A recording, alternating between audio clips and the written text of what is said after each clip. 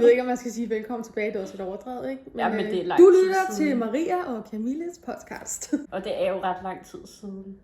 Du plejer at være god til dato og sådan noget, ikke? Hvor længe siden er det? Det har i hvert fald ikke været i år. Nej. Det har heller ikke været inden jul. Nej. Jeg tror faktisk, det var i sommer. Er det et år siden? Er det det, du fortæller mig? Det er ikke sommer endnu. Nå, nej.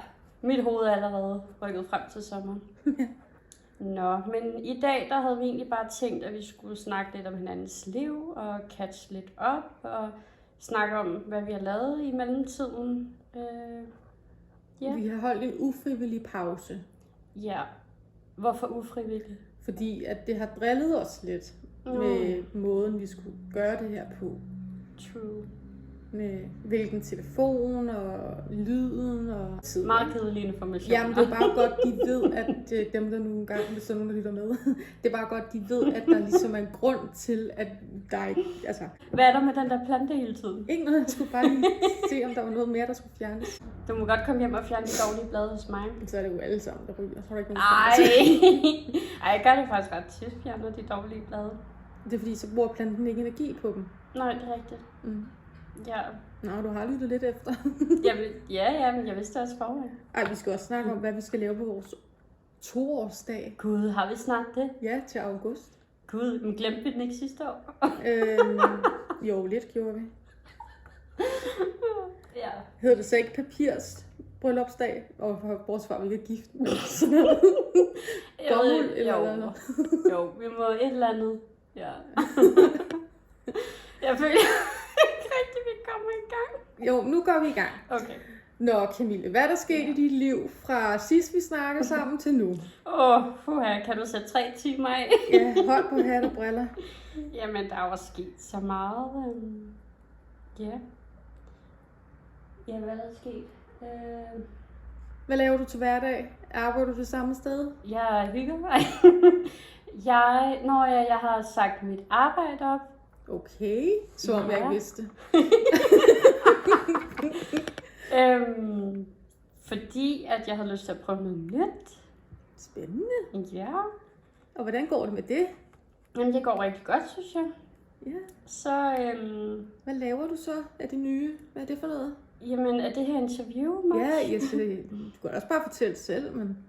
Ja. Jamen, jeg er startet på receptionistuddannelsen. Okay. Ja. Spændende. Hvad går det ud på? Jamen, for det meste, der sniger jeg mig bare mest i køkkenet. Ja, det kunne jeg godt forestille mig, faktisk. Så ja, folk er lidt i tvivl om min linje, fordi at man ser mig mere i køkkenet end... Nej, det var meget hyggeligt, det der. Jeg tror lige, jeg lukker.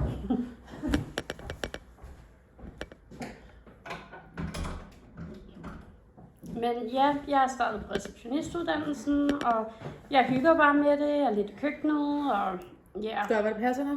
Gør lidt, hvad der passer mig, og det slipper jeg afsted med. Ja, du har dine gode argumenter i år. Det vil jeg sige, og heldigvis så kan lærerne godt lide mig, så slipper man lidt lettere afsted. Med det meste, ja, det må man sige. Ja, fortalte jeg da egentlig, at jeg kan ikke huske, om jeg sagde det til dig, men at de faktisk kom over og sagde til mig, at jeg alligevel godt må skifte valgfag. Ja, og det var sådan noget fy, det må man ikke i starten. Ja, at det havde fået klart nej på, men så fordi jeg alligevel lidt havde skiftet alligevel, så kom de så og sagde, at det måtte jeg godt så. Ja, du gør det jo bare selv. Ja. Du gør fuldstændig, hvad der passer dig. Ej, jo, men altså inden for rammerne. Ja. Ja, og jeg er virkelig glad for det her studie. Jeg synes, det er nogle cool lærere, nogle cool studerende. Jeg synes, det er nice, det vi laver, og jeg er virkelig glad for, at jeg sådan kan få lov til at have min frihed. Men jeg tror også, det er fordi, altså, at hvis man samtidig også viser, at man er dedikeret, og man får lavet sine ting, så kan man altså også meget lettere slippe afsted med ting, ikke? Jo. Fordi jeg også viser det gode. Altså i stedet for bare at sige fuck alt og gøre, hvad fuck der passer mig, så gør jeg jo kun det, der giver mening. Og det kan jeg altid godt forklare mig ud af, fordi det giver mening. Og du er også engageret i dine opgaver og sådan noget, ikke? Helt vildt. Altså lige nu, der kører jeg på dobbelthold jo, fordi at jeg både vil være en del af receptionistholdet, og så kan jeg også godt lide at være i køkkenet. Så lige nu, der er jeg bare, laver jeg faktisk dobbelt op. Så jeg laver meget mere, end jeg burde. Så det gør jo også, at man sådan får frihed på nogle andre punkter. Du er så klog. Jo, tak. Det bliver jeg i hvert fald. Jeg bliver rigtig klog. Ja. Ja. Ej, du kan ikke blive noget, du allerede er. Jo, man kan altid blive klogere. Ja. Og tro mig, der er så mange punkter, jeg bare virkelig godt kunne trænge til at blive klogere på. Jeg lærer rigtig meget i køkkenet. Det er altså rigtig spændende. Ja. Så kan du blive køkkenreceptionist. Ja. Ja. Så ja, det er sgu spændende det hele. Men jeg tager så ikke hovedforløbet i denne omgang. Så ja, hvad fremtiden bringer, det må vi se. Og hvorfor gør du ikke det? Hvorfor hvad? Hvorfor tager du ikke hovedforløbet? Det kan være, at folk gerne vil have en grund til det. Jamen det er fordi, jeg ikke er kommet ind på hovedforløbet. Eller Nej, det er fordi, du ikke har fået en læreplads. Ja, jeg har ikke fået en læreplads. Lad os nu bare sige det, som det er. Ja, jeg prøvede ikke at pakke det ind. Nej. Jeg har ikke fået nogen læreplads, så nu gør jeg bare noget andet. Ej, der er noget, jeg kan fortælle dig. Okay, det er spændende. Lad mig høre. Okay, jeg har søgt job i udlandet. Ej, er det rigtigt? Ja. Jeg håber ikke, du får det. Det er marketing. Marketing. Og, hvilket land er det? Jamen, det må jeg selv bestemme. Jeg overvejer lidt enten... Jeg vil faktisk sygt gerne til Californien. Jamen, ved du hvad? Der er en vibe. Ja, det er det. Men jeg havde også overvejet Bali. Bali, Californien eller Kreta. Fordi Kreta, det er sådan overskueligt, og der tror jeg også, der er mange danskere, der ligesom er taget hen. Ja. Ja, men ved du hvad? Han ringede mig op i dag, fordi jeg har søgt det. Nå.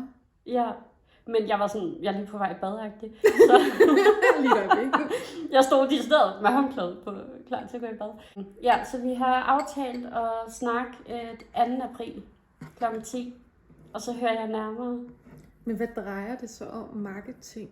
Inden for hvad? Jamen, det er jo ikke et særligt højt stillet job. Det er jo telefonsælger, basically. Det er bare finere at kalde det marketing. Men det fede er jo, at man får lov til selv at vælge, hvor i verden man ligesom vil placere sig. Og så kan jeg være hvorhenne jeg har lyst til, og så have det her job. Og så er der selvfølgelig nogle goder, der følger med. Ikke? Sådan, de betaler fly, og der er nogle lejligheder tilknyttet, og der er netværk, andre, der også, du ved, er ligesom mig, man kan søge over til, og et hovedkontor. Så er der sådan forskellige ting, så er det ikke spændende? Jo, det lyder helt vildt. Ja. Også fordi jeg kan jo søge det her, når mit grundforløb stopper. Ja, spændende. Så er jeg ledig. Ja. Det må vi håbe, at du... at det bliver spændende. Hvornår var det? 2. april? Men skal du ikke med til Californien? Er der ikke en sang, der hedder det? Jo, kender du den? Eller, Er det ikke med Katy Perry eller sådan noget? Nå, nej, det er ikke den her ting. Nej, okay. Nej, det er fordi, der er sådan en serie, der hedder, hvad er det, den hedder? Californian OC eller et eller andet. Nej, den har jeg ikke set. Fuck, det er også en vibe. Det er en gammel serie. Jeg kan godt lide dem, der er sådan, fuck det. Retro. Men altså, det er jo ikke sikkert. Det er en stor beslutning, og så videre, og så videre. Men hvad så med din lejlighed og din katte? Ja, altså sådan, du har jo længe gerne vil have et dyr. Jeg er bange for katte. Nu får du 2. Jamen, det er også derfor, man skal se sin frygt i øjnene jo. Jeg gør dig en tjeneste, ved at de ligesom kan få lov at være her. Ja. Ej, jeg er ikke lige nået dertil nu. Enten så kan Camilla overtage lejligheden. Jeg har fået roomie, by the way. Hun kan overtage Camilla. Og kattene tænkte jeg, en eller anden kunne passe på. Det kan også være, at Laura kan overtage lejligheden og passe kattene. Jeg ved det ikke. Så langt er jeg ikke lige nået. Men tror du, Laura hun er klar til at flytte hjemmefra? Nej, det er hun ikke. Og du kan ikke bare lade dem være alene i en uge? Nej, men jeg finder en lejer til dem, eller også så må min mor tage dem jo. Ja. Ja. Worst case scenario. Det kan også være Emma. Ja. Så kunne de blive udekatte. Ja, der er mange muligheder. Bare det ikke er mig. Ja. Jeg er engang blevet bidt i låret af en kat, da jeg var lille. Det er derfor, det sidder lidt i frygten på mig, det der med katte der. Og derfor er det rigtig vigtigt, at man håndterer den frygt og ser den i øjnene. Det er jo også derfor, at det kan I også lige høre derude, at jeg skal i praktik en uge på den skole, jeg har min værste traumer fra. Og ved I hvad? Det er fordi, jeg har tænkt mig at se min frygt i øjnene. Jeg skal tilbage til det værste sted af alle steder, jeg kan komme i tanke om, hvilket er den skole. Okay, så vil jeg hellere være sammen med nogle katte. Det er rigtig slemt at skulle tilbage på en skole. Altså sådan, Jeg vil få det dårligt over. Jeg vil få meget ja, også bare skulle face alle lærerne og nej. Ja. Men det gode er, jeg har jo skiftet navn siden, så jeg håber lidt, at de ikke kan genkende min identitet, og jeg bare kan være en anden, for nu er jeg en anden. Nu er du ikke Christina. Jeg er genfødt på ny. Det lyder helt mærkeligt at kalde dig Christina. Ej ja, fuck. Jeg kan slet ikke identificere mig selv som det mere. Christina. Har jeg heddet det? Christina. Ej, det er mærkeligt. Ja, det er virkelig mærkeligt. Det føles som en helt anden person. Ja. Nej, okay, det her det er sygt, ikke? Jeg fik jo at vide af hende der numerologen, at jeg ville kunne mærke forskel, når jeg skifter navn, ikke? Hun sagde, at... okay, det er sygt, ikke? Hun sagde til mig, at jeg med tiden, måske ikke i starten, men hen ad vejen, der vil jeg blive mere sådan, at jeg vil åbne mit hjerte op. Ja, og men du er blevet mere åben, efter du har skiftet navn.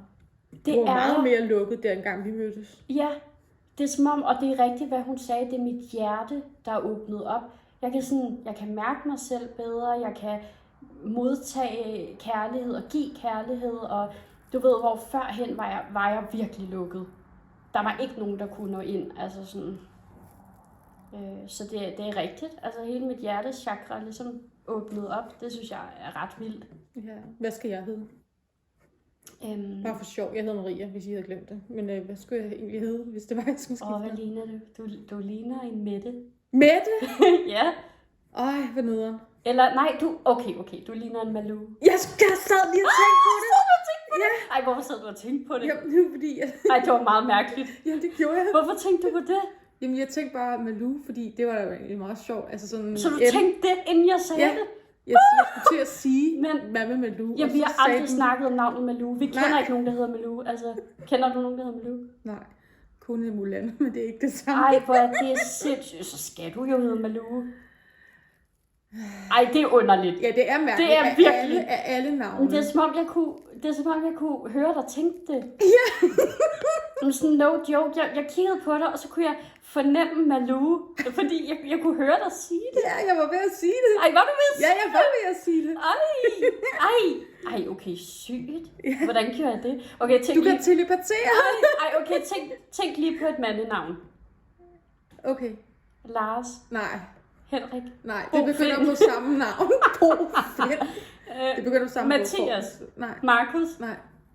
Malte. Nej.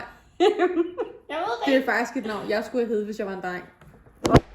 Fuck, det kan jeg ikke lige huske. Nej, skal jeg sige det? Mads. Nå. Så bliver jeg bare sådan helt skuffet. Ja. Det troede jeg var en dreng. Nu skal vi jo høre om dit liv. Nå ja. og ikke dit liv, men dit liv. Ja. Nu vi snakker om navn. Det er fordi, man kan jo hedde dit liv. Kan man hedde dit liv? Nå ja, det er rigtigt. Jeg troede, du sagde, at vi skulle høre om dit liv. Ja, men det var en joke. Nå, sådan, så siger jeg sådan, ikke dit liv. Nå, ja, jeg forstår det godt nu. Jamen, jeg bor det samme sted. Lækker lejlighed. Og du har stoppet de der mærkelige tanker med at flytte? Ja. Okay, ja, det er godt. Det tror jeg. Det er godt. Ja. Det er nogle gange savner jeg et soveværelse, når man bor i en etværelse. Men det er godt nok 60 kvadratmeter, men ja. Jeg tror bare, jeg har vendet mig til pladsen, så føler jeg lige pludselig, at den ikke er så stor lejlighed. Ej, er det rigtigt? Ja, men den er jo stor. Den er jo dobbelt op på din gamle. Ja, det er det, der er så svært, ikke? Men du synes, den er lille? Jeg føler bare ikke, den er 60 kvadratmeter. Nå.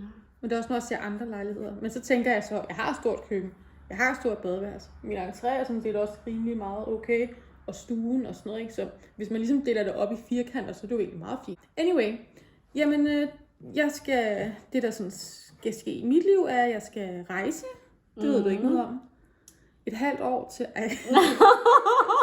Ej, jeg blev lige sådan, hvad er det her? Ja, det var da sådan, jeg havde det, da du sagde det med marketing. Nu kommer der bare sådan der afsløringer. Ja. Det var meget sjovt. Men du skulle rejse. Men var der ikke et eller andet med, at du ville gemme mig i kufferten? Jo, du kan bare komme med. Er det rigtigt? Ja. Ej, skal jeg ikke tage med? Skal jeg vitterligt ikke tage med? Er der plads? Jeg ved godt, hvorfor du ud og købe din egen kuffert. Jeg ved, hvorfor du griner sådan der. Det er, fordi der er plads. Ja! Du vil bare ikke have mig med. Og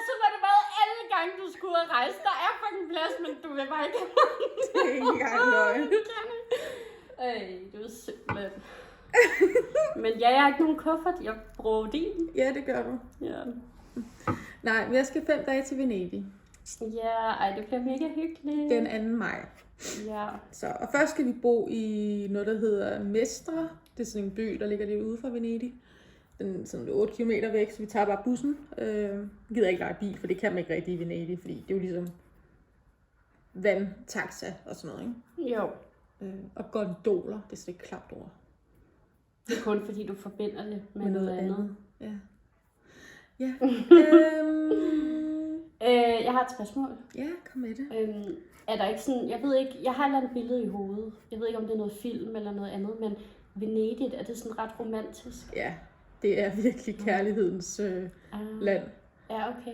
Det Fordi, har jeg også set, føler jeg. Ja, med de der lange både der, og der står en i stribet bluse og spiller violin, og man sidder der og kissemisser og sejler igennem Venedigs gader. Og... Der er også den der sang, Under den hvide bro. Ja, det kan man godt sige. Sejler en båd med to. Altså, da min mor og far... Båden den vippede, og Anne, Lone, Eva, hun skreg. Eller andet, jeg kan ikke huske. Nå, hvad sagde du? Ja, jeg kan godt huske sangen, men jeg kan ikke lige huske, hvad den støtter med. Eller andet, eller sådan noget. Nå. Nej, men sidst mine forældre, de var i Venedig, det er så 2 år siden, ikke? 2-3 år siden. Der er faktisk, fordi at de skulle normalt have delt en gondol med nogle andre mennesker, unge mennesker. Hvad er det nu, det er? Det er ligesom en kano. Nå. En lang en, bare lidt bredere og sådan mere spids ud i siden. Og så står der jo en og styrer den. Eller sejler med den. Men så sagde min mor faktisk til ham der, gondolmanden der, at de havde bryllupsdag. 40 års bryllupsdag, som om de godt måtte sejle alene, og ikke skulle dele den her båd. Det fik de lov til. Og det var bare lort. Det var fuld af lort. Hvorfor? Det passede ikke, de havde det. Hvad havde de? De havde ikke bryllupsdag. Ej, er det rigtigt? Ja, det sagde hun kun for, at de kunne få lov at sejle alene. Så det glæder jeg mig til. Ja, det kan Og så tager vi måske en afbudsrejse senere på året, men det ved vi ikke nu. Men det behøver vi ikke for min skyld. Jeg synes, det er fint nok at rejse en gang om året. Så kan jeg tage med i stedet for dig. Ja, det kan du sagtens gøre. Det vil jeg gerne. Men skal vi ikke også ud og rejse, altså? Jo. Jeg har tid til sommer. Ja, det har du faktisk. Ja. Jeg er faktisk også blevet inviteret til Malmø. Og mine halvsøskende. Hvornår? Den 8. i 6. Tager du derover? Jeg ved Skal det. Trine med? Ja, jeg tror ikke lige, Trine hun er lige på det. Men vil du kunne alene? Ja, det er det, jeg ikke ved. Altså for det første så... Altså, de skal leje et hus, mine halvsøskende. Jeg har mødt dem 1 gang. Det er fordi, jeg doner barn. Bare lige sådan. myheritage.dk. Der blev de fundet. Jeg elsker det. Svenskere, nordmænd og 2 danskere. 3 faktisk. Der er kommet 2 til. Nå, men ja, så leger de et hus igennem Airbnb, eller hvad det hedder. Og med noget pool og sådan noget. Men jeg ved ikke lige, hvor lang tid det er. Og jeg har sagt, at jeg er lidt i tvivl, om jeg tager med. Fordi det der med at være på i lang tid med mennesker, man synes ikke kun har mødt 1 gang. Og ja, jeg kan ikke helt finde ud af det. Om det bliver for meget, eller om jeg kan trække mig, og om det er lidt for grænseoverskridende i virkeligheden. Men kan du sådan der sige til dem, hvordan du har det, at du har brug for at Ja, trække det har jeg dig? faktisk. Jeg skrev det i går til dem. Hvad sagde de så? De svarede ikke. Svarede de ikke? Nej. Hvorfor? Ja, og så blev jeg sådan lidt, nå okay. Så slettede jeg beskeden, ikke? Ej. Jo. Og så skrev jeg, glem det, jeg skrev. Jeg tænker over det. Ej. Ja. Det går ondt i mit hjerte. Ja, det gør det også. Og så skrev, og de havde alle sammen set det. Ej. Og så skrev en, der hedder Emma så, det er no pressure, og I tager bare de valg, som passer jer bedst. Hvis I føler, at I vil blive ved, hvis I føler, at I vil blive med, når det nærmer sig, så er I altid velkomne. Helbred går først, og det har vi alle forståelse for. Og så et hjerte og sådan noget, ikke? Ja. Men det var sådan lidt lidt nederen, at man ligesom fortalte, sådan, at det både har noget med transporten at gøre derhen til Malmø, plus det med, at jeg bruger meget energi socialt på at være sammen med mange mennesker. Det skrev jeg så også, ikke? Og jeg var lidt i tvivl, om jeg så bare kunne tillade mig ligesom bare at trække mig. At det var lidt grænseoverskridende at vise den side af mig selv. De ord skrev jeg. Ja. Og der blev bare ikke svaret på det. Det var sådan lidt. Og så der om aftenen, jeg gav det mange timer. Ej, er det rigtigt? Ja, jeg skrev det klokken 18.05, og klokken 12 om aftenen, der slettede jeg beskeden. Okay, det kan jeg godt forstå. Og så skrev jeg, glem det, jeg skrev, jeg tænker over det. Og så er der så 2, der har liket det, jeg skrev. Det er Mathilda og Emma. Jeg tror nogle gange, det der går galt, ikke? Jeg tror, at jeg folk ikke... Nej. Altså, nej, du er ikke for åben. Jeg tror, det der går galt, det er nogle gange, at folk er i tvivl om, hvordan de skal håndtere sådan en situation. Jeg tror, de er i tvivl om, hvad de skal skrive. Ja.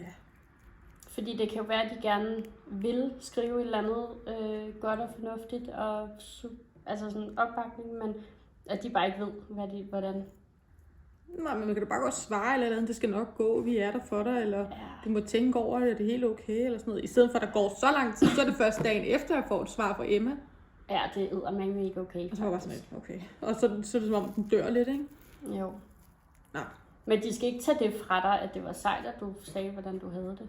Jeg tænkte, jeg kan lige så godt være ærlig. Ja, det er jo det. Og så mange andre mennesker, du havde været ærlig til, havde jo taget godt imod det. Så det er jo bare dem, der har svært ved at håndtere det. Ja. Sorry. Så ja, så der er en masse med rejse i hvert fald. Og hvordan går det ellers? Det går meget stille og roligt. Sidste år, der fik jeg jo faktisk da vi fejrede mine 30 års i Næstved, der fik jeg jo en gave, men jeg skulle lave en buket til mig selv inde i en blomsterbutik i Næstved. Surprise! Står man der. Skal jeg selv lave den? Skal I lave den? Hvordan foregår det her? Men du kommer bare op bagmed, så kan du bare lave en buket til dig selv. Det var virkelig fedt. Ja, det var herfedt. Og jeg vibede vildt godt med hendes chefen der. Og også hende den anden ansatte, hende den unge pige. Så det kan godt tænkes, når jeg lige får noget mig til det.